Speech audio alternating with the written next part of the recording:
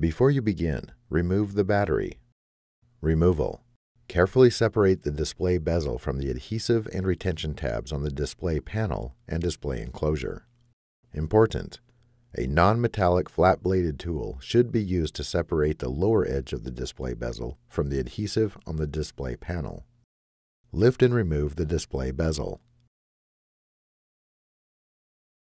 Partially remove the display panel cable from the routing channel on the display enclosure.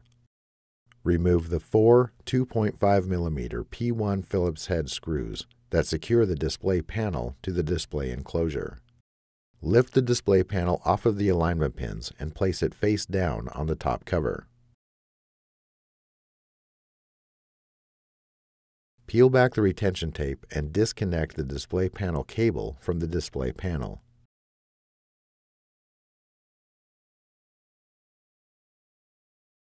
Remove the display panel. Reverse this procedure to install the display panel.